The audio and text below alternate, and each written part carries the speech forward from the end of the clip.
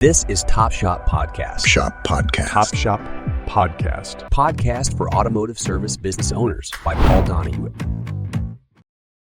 Good to see you, Tom. I really appreciate you taking your valuable time to be on Top Shop Podcast as a guest. Tom has been in the automotive industry for 40 years and is the a national sales director for Phoenix Systems. So he's got some great information. He sells to, Maris, Pep Boys, Firestone, the big ones. So he's got some really great information on brake fluid of all topics. And Tom's got a different, he's not just one of these corporate guys who got out of college and went to work for one of these corporations.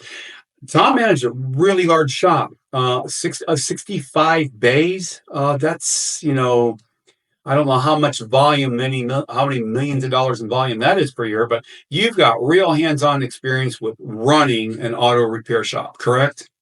That's correct. I all the way from the big one to I owned a Firestone dealership. Oh, you owned a Firestone dealership, okay. Yeah, so that one was my own, and I ran that for about 10 years. Oh, 10 years. Okay. Wow. Yeah. And then what did you sell that or? I sold it and got into repping, manufacturer auto parts repping. Okay. A little less stressful. Well, it was a little bit different venture than doing what I had been doing for many, many years. Okay. Yeah. So give us a little bit about your background, how you got started in the automotive industry. 40 years is a long time in the automotive aftermarket industry. So how did you get started? Okay. I started out, my father had a Shell dealership of parts delivering to Shell tires and all auto parts. And I worked in there putting parts away and when I was 14. And really, I in Duluth, Minnesota, and my job also during the fall and the spring was to take studs out of winter tires. Okay. And install studs with an air gun. So that was my first experience of automotive. And from there, I went into being an accountant. I went to college and came out being an accountant, sitting in a chair all day, doing paperwork, bookwork, and I didn't like that. So I went to work at Montgomery Ward as a tire salesman. And then I became the shop foreman. I then became the store manager, and I got transferred to 4 stores. From Marquette, Michigan to Cedar Falls, Iowa to Chicago. Wow. And then I moved into the corporate office in Montgomery Wards and became a $3 million merchandiser to order all the parts for the stores. Oh, wow. Okay. 350 stores. Wow. So that was that was the big time. Then I realized I missed the people and the work, and I went back and ran a 24-bay store, a Montgomery Ward store. Then I opened up my own dealership in Naperville, Illinois, and it was a Firestone store that they built brand new. I was a Master Care store, but I was an independent dealer. Oh, wow. And starting a store from scratch to being one of their most, when I sold it, it became one of the most profitable stores in the 2,300 store chain of Firestone. Wow. So I can say that I started it anyway, and I got the base going for them. Then I went into manufacturer rep. Yeah, but so you learned the lessons on how to run a shop through Montgomery Ward and said, hey, I'm going to buy my own franchise. And then you sold it, which was really, really smart. Yeah. That was really good. At Montgomery Wards, we would see 110 cars a day. 110 a day. Yes, we had Wow. 5 tire salesmen, full parts department, Right. and um, 5 service advisors, and then the shop manager. Wow. So it was a big operation. We had 6 gas islands, 6 gas pumps, and sold a lot of cigarettes. Cigarettes. So, hey, let me ask you, because Yep. the auto repair shop owner is the main listener on the podcast. When you were running the Firestone shop, what was a really challenging time that you had, or what was some of the biggest challenges that you feel that you faced in running the shop? The attitude of the technicians got me.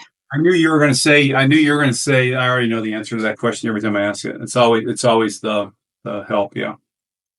Yeah, customers like the customers. I would have customers come back and say, "Here, Tom, here's my keys. Do whatever you got to do. No quote, anything. Just fix the car. I trust you." Right. Wow. So that was good. But I did have some good, excellent technicians that made a lot of money, and they were the base of having a good business. Right. Yeah. So anyway, so go ahead and tell us about Phoenix Systems. Tell me about the company Phoenix Systems and what they do.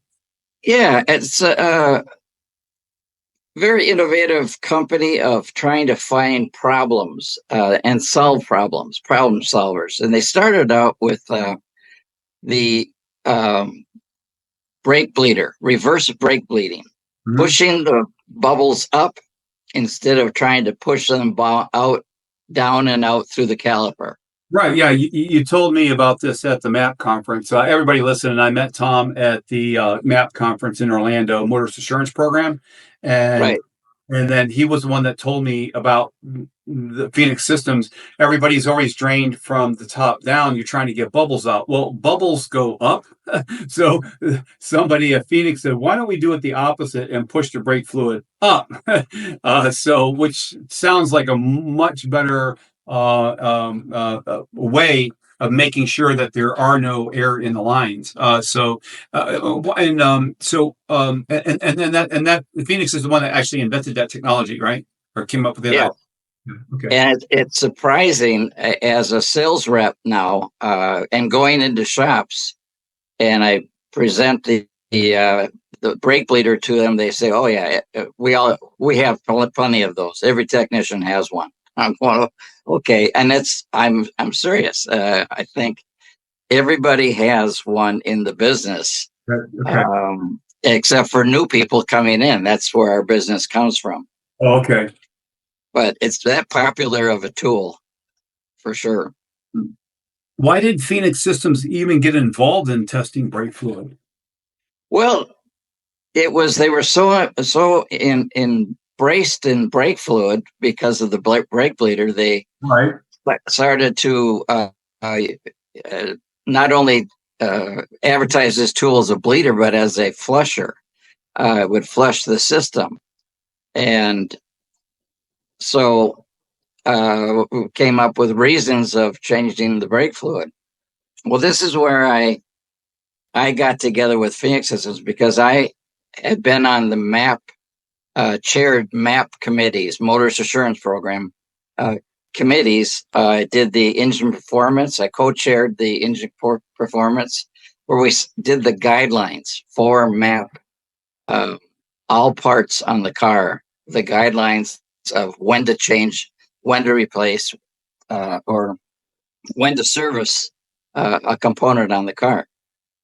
And I then thought it'd be interesting to go and be on the MAP committee for UICS brake fluid. So my job was to get all the people involved in the industry that had experience in brake fluid. That included brake fluid manufacturers, most of the brake manufacturers of friction and rotors. They were all a part of it. We also got a lot of OE dealerships. We got Toyota, General Motors, Ford, and Nissan, I think, was there Oh, too. So, to have these OE manufacturers join in with aftermarkets, sit at a table and discuss things was something you never see. And it was really good to get their opinions of changing brake fluid. So we started out the meeting. We had 40 people that attended these meetings, and went around the table and said, "Why change brake fluid?" And the question also came up is, why does General Motors, Ford, and Chrysler not have service intervals while all the foreign manufacturers have service intervals? hmm. And everybody left the meeting, and we asked the OEs, go back and find out Toyota, why do you have a service interval? And General Motors, Ford, why you don't have a service interval for brake fluid? Well, they all came back to the next meeting and they said, the imports said, we have a different philosophy of cars. In Europe, we expect the car to last for a long time, and we maintain it much better than the General Motors, Ford, and Chrysler. And General Motors, Ford, and Chrysler says, we didn't have one, and we're not going to put one on there because of legal issues. Legal. Wow. And I always questioned that. What did that mean? But I found out later. I actually met with the NHTSA, the head of NHTSA, National Highway, Safety Association, Yeah. and Met with the head of the, okay. the top guy. Yeah, The okay. top guy, and he says, "I understand what you're trying to do on brake fluid," and he said, "Let me help you out. However I can help you get people to change brake fluid." And then he went on to tell me two things. One was, we are doing a study with NIST, National Institute of Science and Technology, Washington, D.C., with a corrosion expert. They are going through brake modules, ABS modules, and seeing why they're failing. Why are these cars crashing and not skid marks? And what it turned out was the ABS dump valve was collecting copper on it, so it would be only an open valve where it would never seat. It would be high pressure, high pressure.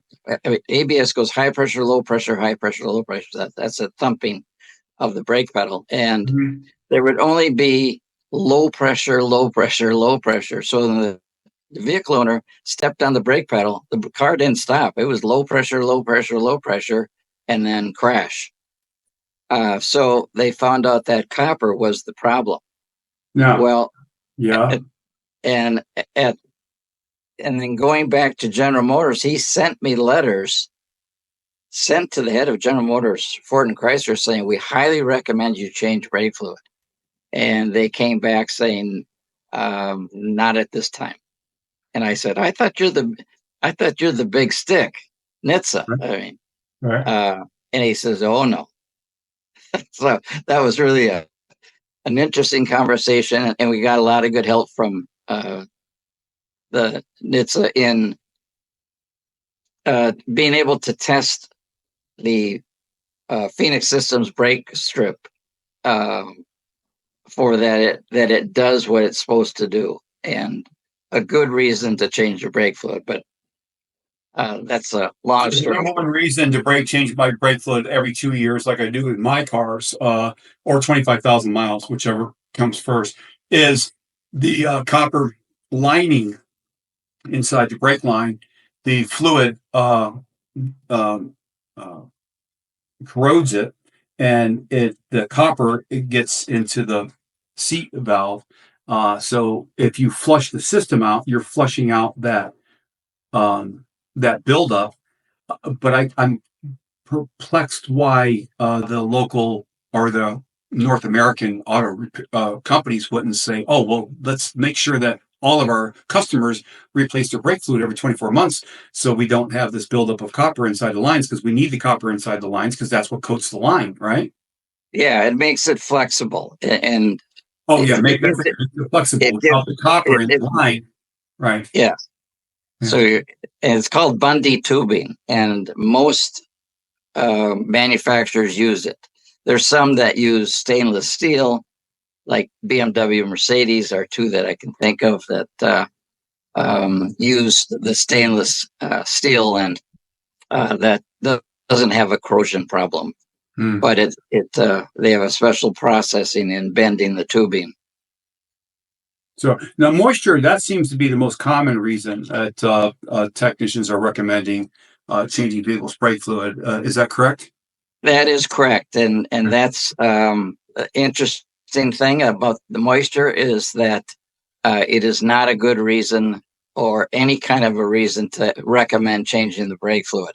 Every vehicle has 7%, an average of 7% brake air, or we'll say air and moisture In in the brake system, and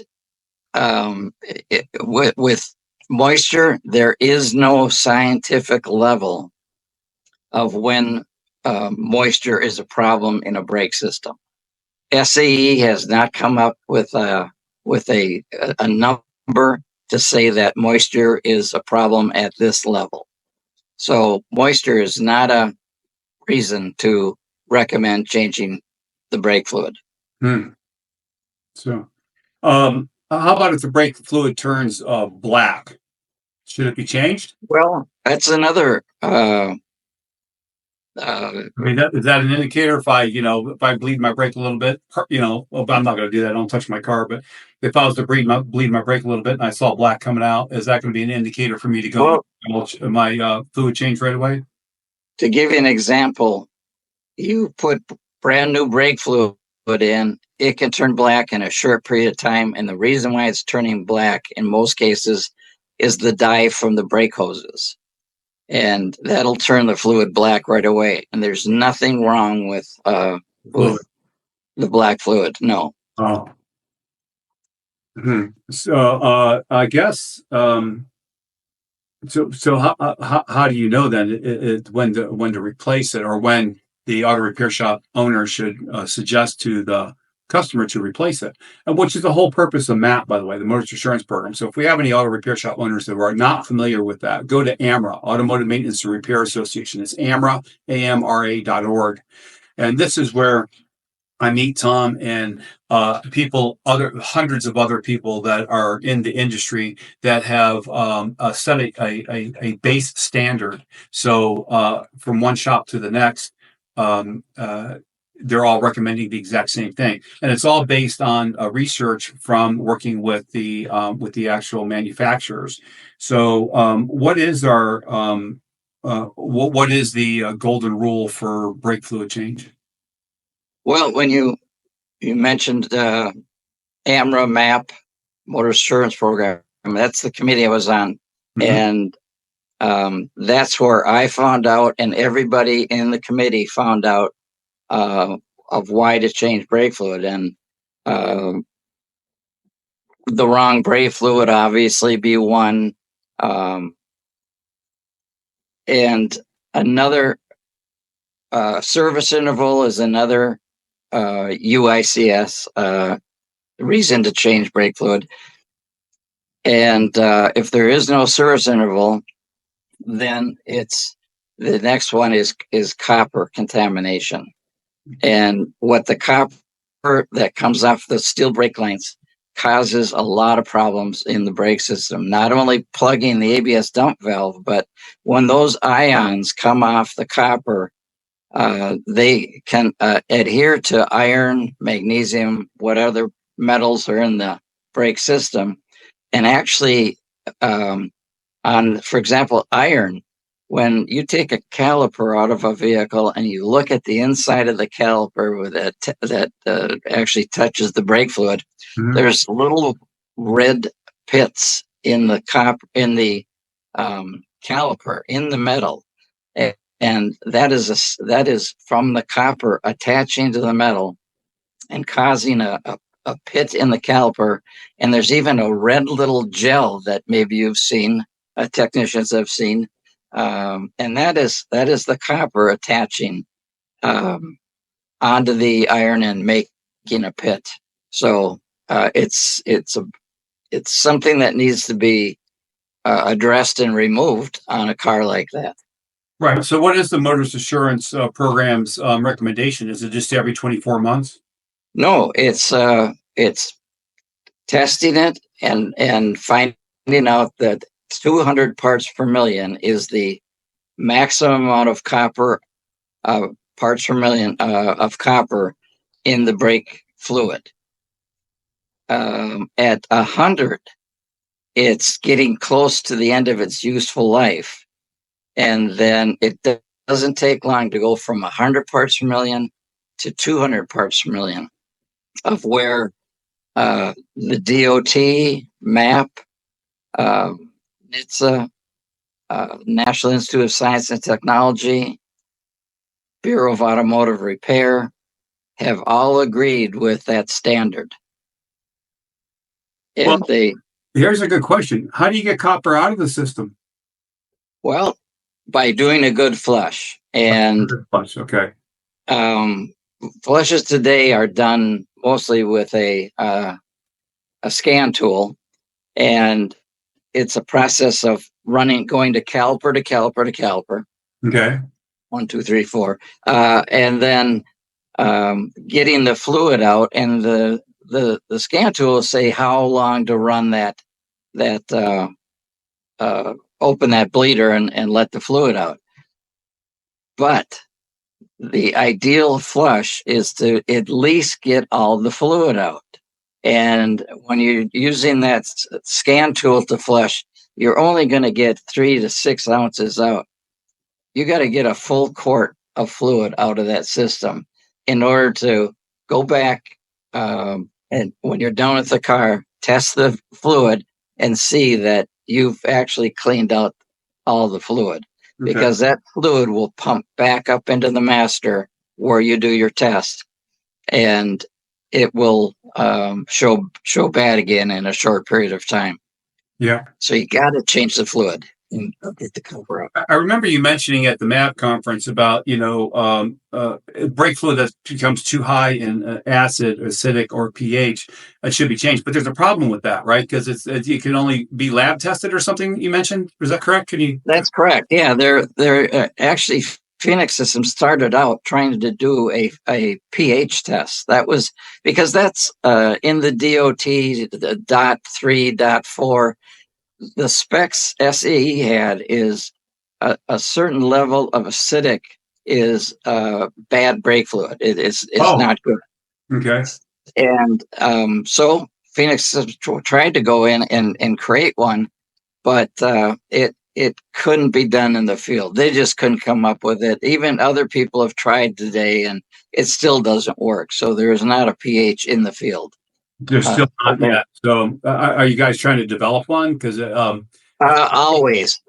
Yeah. But it's been a lot of work, and we just haven't hit it no yet. Success yet. Yeah. Well, keep at it. So you've told us every reason why not to change the brake fluid, but what is the best reason to change the brake fluid?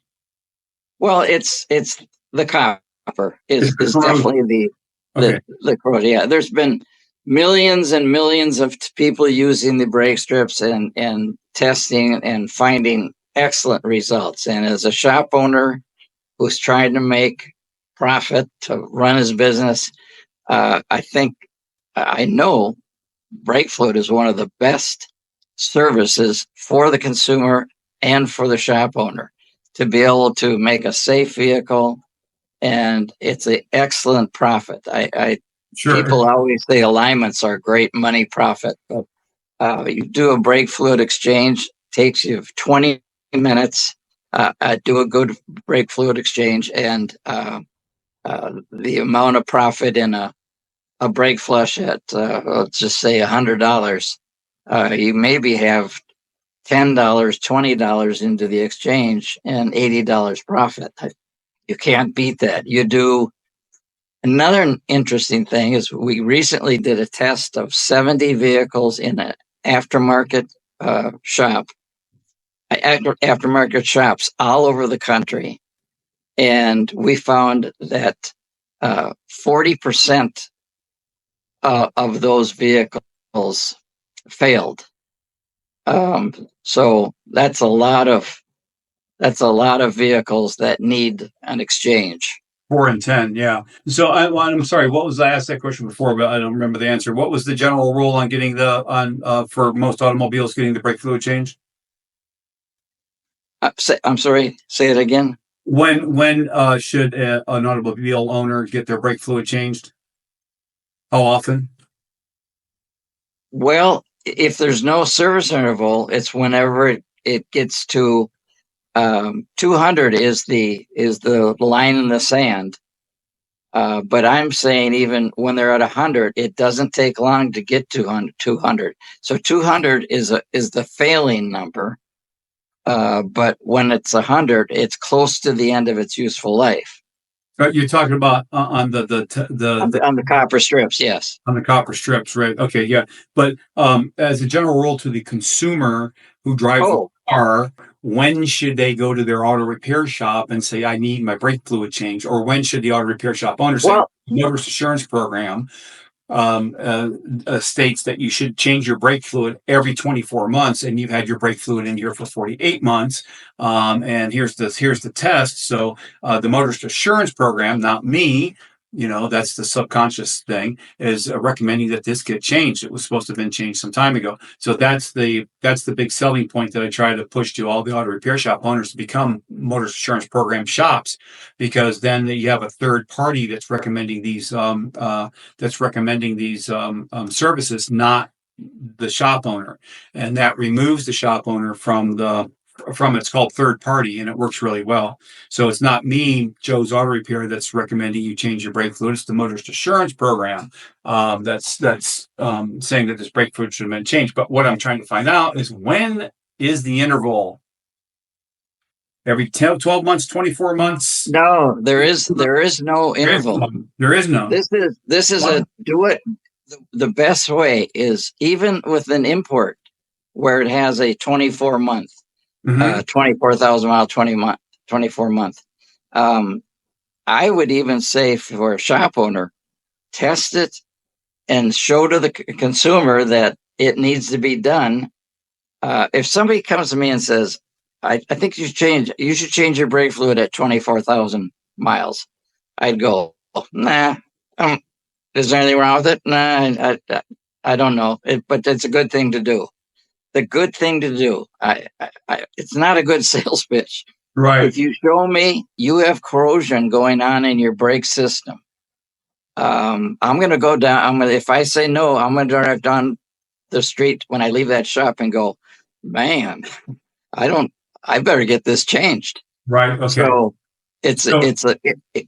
when you can actually do a test and show and explain why and what this test is, it's a lot easier to sell. And really the statistics are over 80% of the people, when their brake fluid has failed, the customers are going to want to have that changed. Okay. So corrosion is the main thing. Can you stop it?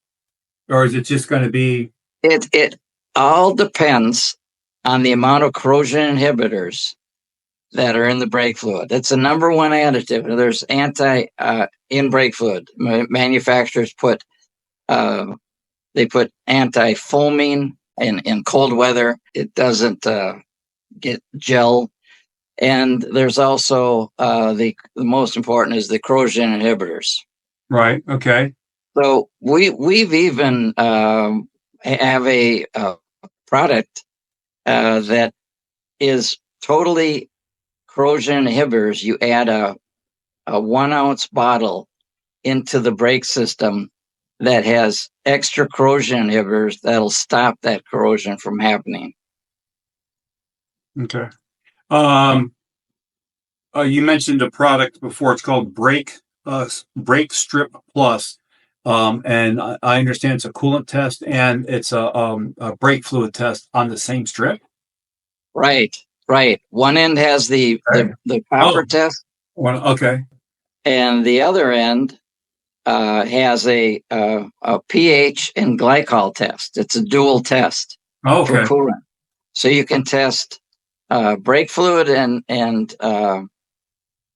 coolant with using one strip, and there's no contamination happening. That we've done many tests, and there's no if somebody was concerned there was contamination of the coolant getting on the brake strip and changing it. The thing is, though, the coolant only lasts for a short period. We're only talking about a few minutes. Oh, I see. So Do the test. when you do the test, the brake fluid, on the other hand, will last for a couple days. Mm. So when a technician does the test, they should write it on the work order of what the test is. The brake fluid can actually show the consumer that here's your test, here's where you're at, and whether it's good or bad.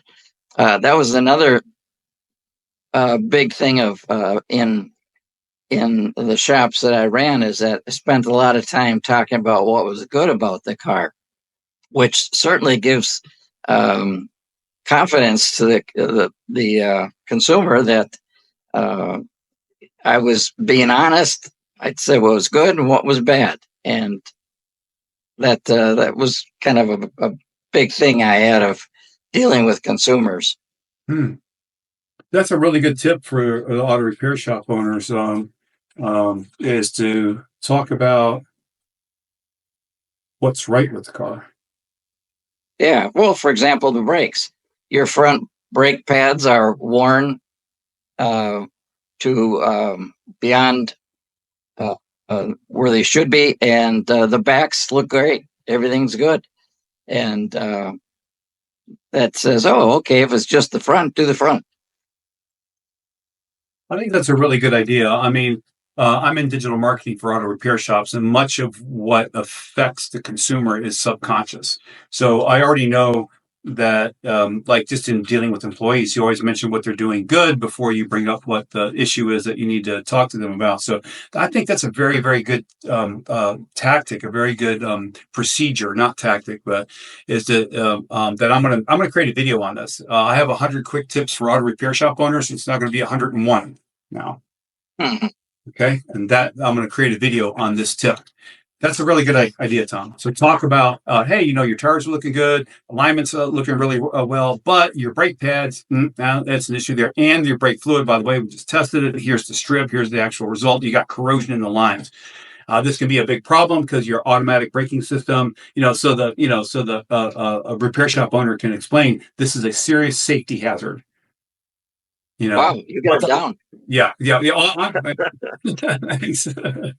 And it is. It's a serious safety hazard. If you get into an emergency situation and you've had corrosion in the lines, you don't know it, and you press on that brake, like you said, and it's low, we're risking people's lives over changing some fluid. So yeah.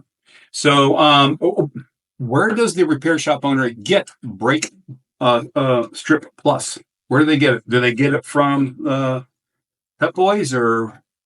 Well, A supplier, where do they get it from? a supplier.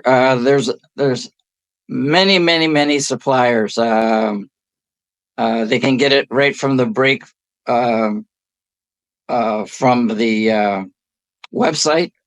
Okay. Brake Bleeder. What is that website address? Brakebleeder.com. Brakebleeder.com. Okay. That's an easy one. Or okay. I'll give you another one. Amazon. Oh, Myers really? Tires. I can buy these and test my own. Yeah. I can buy it Yes. from Amazon and test my own. Okay. Right. Cars I drive, when you open the hood, that's it. You can't see anything. So I can't. Napa's another one. Napa's another one that you can buy from. Okay. I didn't know that. So Oh yeah. There's Napa. Okay. All right. So not hard to get the product. That's for sure. Okay. who has tested brake strips to make sure that they're correct in measuring the copper level, that 200 parts per million number that you were talking about, and when that brake fluid should be replaced? I mean, well, how do we know it's accurate? All right, that's a good question. We have actually used the DOT labs in testing, and in that recent, we sent in that 70 test we did of brake fluid from all over the country. We sent it to a DOT lab, the actual lab that does brake fluiding for the Department of Transportation, of whether or not it's good brake fluid or bad brake fluid or meets the specs of SAE. And we sent to them, and every brake strip, every brake strip, we did the test also on those small samples, and it was 100% were accurate with the brake strip compared to the lab results. Okay, awesome. So your corporation has a DOT testing approval that what we're Yes to the consumer is 100% yes, accurate. and that's going back to the National Institute of Science and Technology. Is they did the test also and came up with 100% accuracy. Oh wow! Okay. Yeah. So anyway, that's pretty much all the questions I've got for Phoenix Systems, unless there's anything that I haven't covered. I wouldn't mind going back to some of the repair shop owner questions. This is always a big one. How did you find, hire, and retain good techs? That's probably one of the biggest questions in the industry. So, did you go out in the community and try to get them from trade schools? What was your approach on that? Well, it's I don't know if I should say this, but what I would actually do is I would walk into the back door of a Sears Auto Center with lots of bays, and I would stand in the middle and say, "Who's the best tech here?" And I said, "I'd like to hire you." No kidding. You poached. Yeah, I what do you call it? Poached? Poaching. Yeah, it's called poaching. So I've got a customer in Destin, Florida, that he's European, and he went to the Mercedes and the Porsche dealership and did the exact same thing. Yeah. How much are they paying you? Do you like this corporate BS, or would you like to come to work for a small family shop? And I'll pay you X amount more than so Yeah. for payroll. He told me my payroll is high.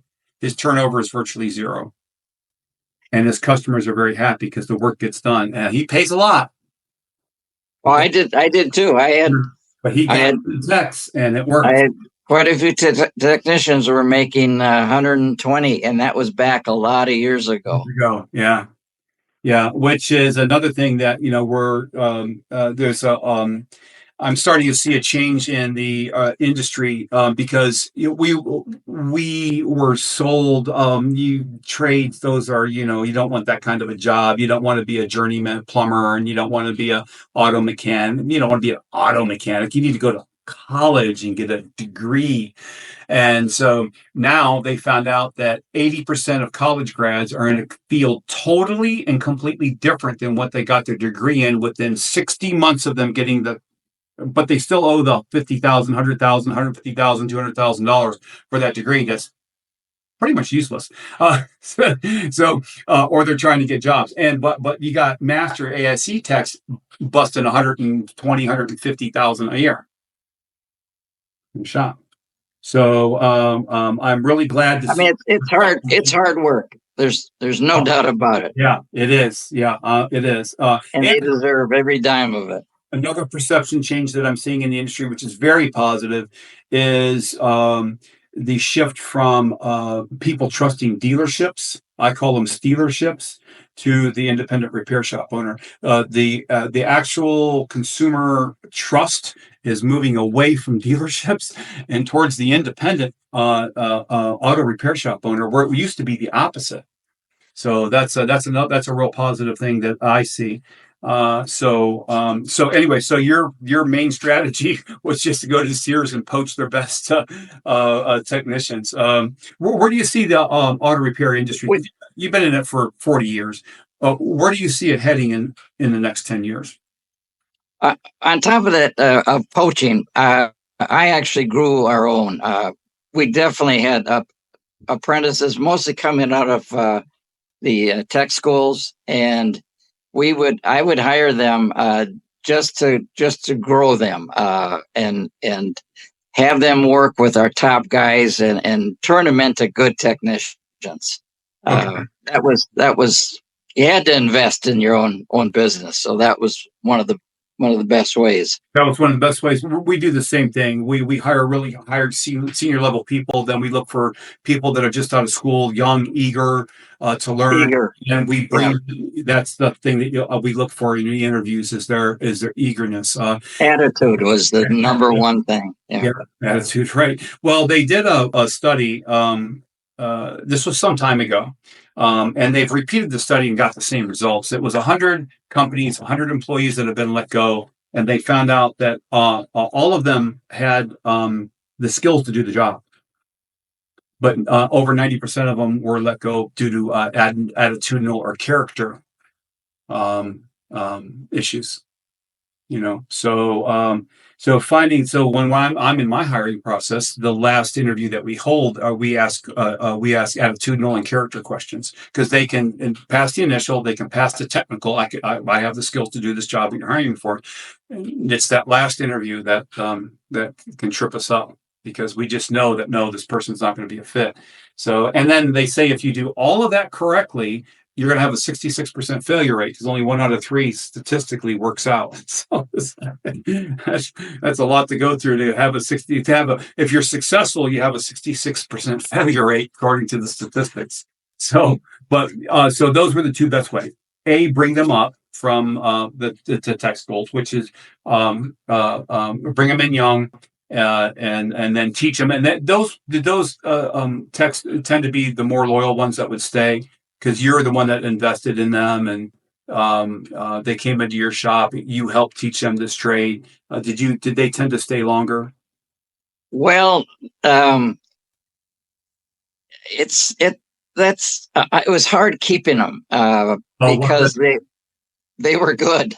I mean, good people. So you had to really, take care of them as best can, and be. The hardest thing was to be fair, not give the best ticket to the best guy all the time. You had to pass the jobs around fair. They were all paying a commission program, and it seems like the top guy always gets the best ticket or whatever. But I made sure that the work was handed out fair, where they could not always do the hard jobs, the bad jobs, the non-fun jobs. Mm-hmm. So that was important too on my end. Okay. All right. Okay, Tom, listen, I really appreciate your time today. You're traveling from what I understand right now. Is that correct? Yeah, I left Florida 80 degrees and came to Chicago. It's -5 right now. A little bit of a temperature change, right? Yeah. Oh, yeah. It's a lot of numbers. Yeah. So anyway, so I look forward to seeing you at the next MAP conference. I go to the one in Orlando every year. Are you going to the one in St. Louis? Chicago. Oh, Chicago. Okay. All right. Yeah, that's right. That's the only one I haven't been to yet. I've been to the one in Orlando. My wife insists that we go to the one in the Orlando because we're only a couple of miles from the premium factory outlets. There you go. So we have an extra day where I could take her shopping, but yeah. So we like the Orlando one, but we went to the St. Louis one also. The only one I haven't been to is the Chicago one. So and auto repair shop owners, please, if you it's $200 a year to join AMRA and MAP. You get the two with one, and then whoever your digital marketing agency is, they can take those logos. You're an AMRA member, Automotive Maintenance Repair Association member. You're a Motorist Assurance Program shop. member. Those trust badges go onto your website, and it really helps subconsciously, even though the consumer doesn't even know what these are. They just see these badges, these affiliations, and they just assume that and they'll see another shop's website that the reviews aren't front and center, the affiliations with the aren't there, and the consumer doesn't know why they chose your shop over the other shop, but we do. That's what we do. So anyway, go and join. It's $200 a year. It's less than the price of a lunch a month to become a motorist assurance program shop in your area. So For additional automotive resources and exclusive content, follow us on Spotify and subscribe to our YouTube channel to catch all our episodes. Thanks again for joining us in the driver's seat, and we'll see you next time for another thrilling episode of Top Shop.